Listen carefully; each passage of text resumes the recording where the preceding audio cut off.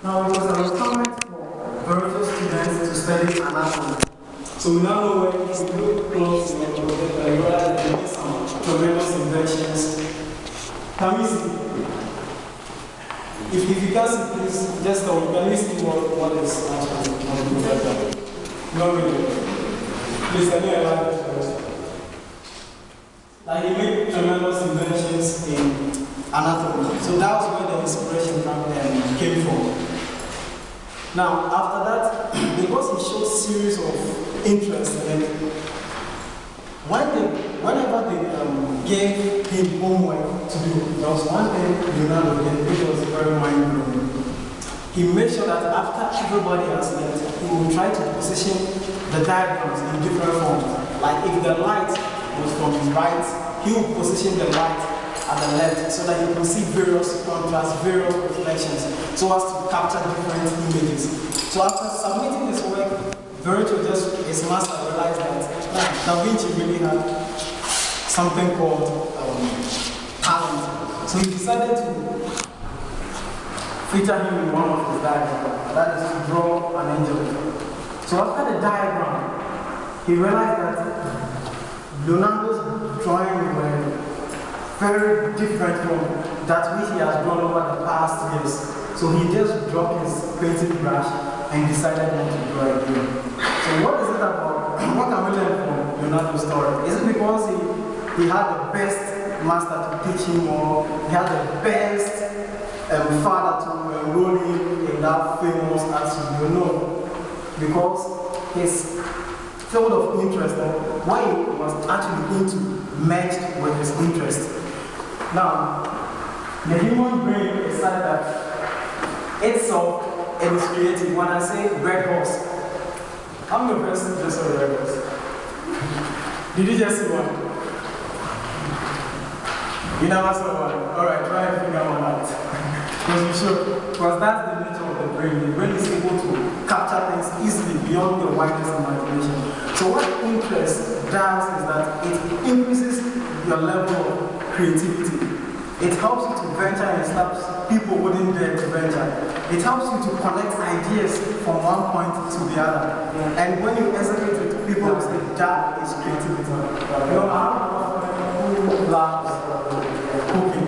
And whenever she's cooking, and then you draw closer to her, say, I love cooking.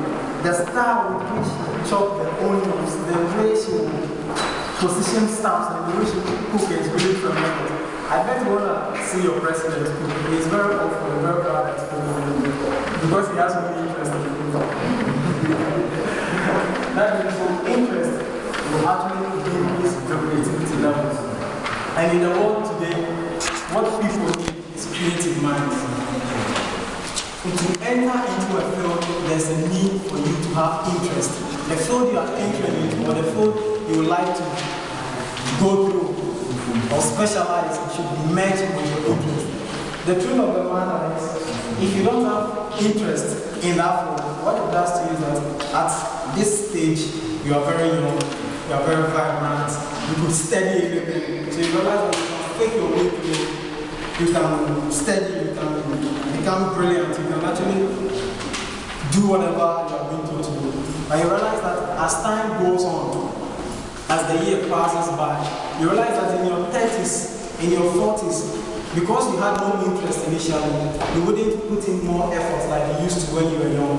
You suddenly do not have the interest to do anything. And you know our society is such that as technology moves on, fields, certain aspects, ideas, ways of doing things begin to change. And you realize that you'll be able to fit in perfectly because you don't have interest.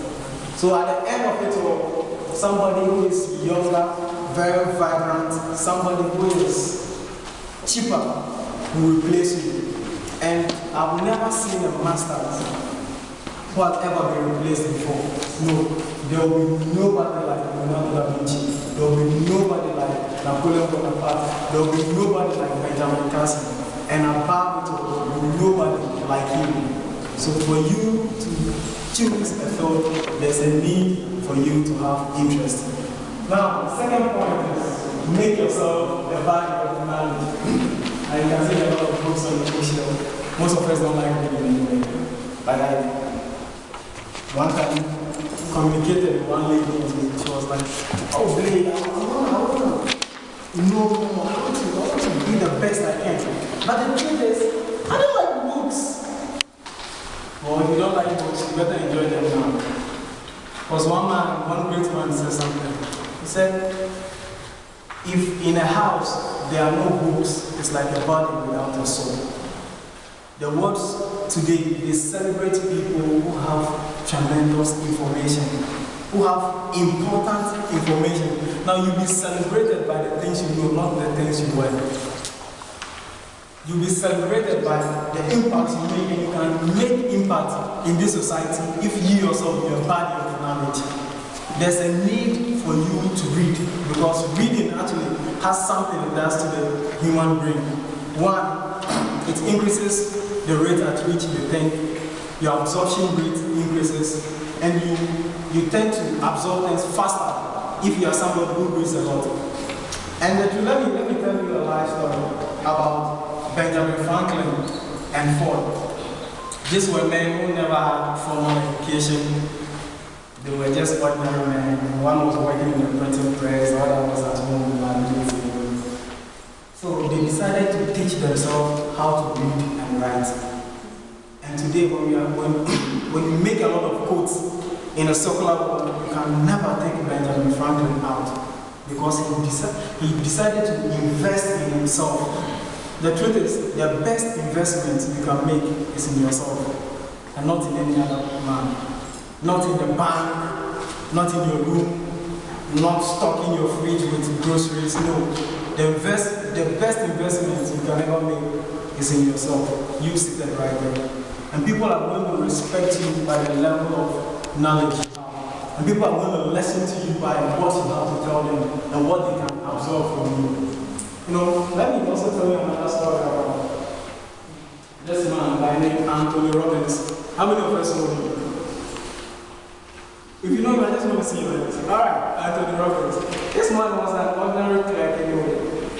And then one day he got so fed up with life, he got so fed up with poverty, he got so fed up with living in mediocrity, living a low standard. So he decided to do something. And you know what he did? He decided to read books in a particular part of time. And within 10 years, he read over 1,000 books. And his life was transformed by being an ordinary clerk to a billionaire at the age of 24. That is what books can do. And right now, when we are calling motivational speakers men of knowledge, you can never take Anthony Robbins out. I would like to leave you with one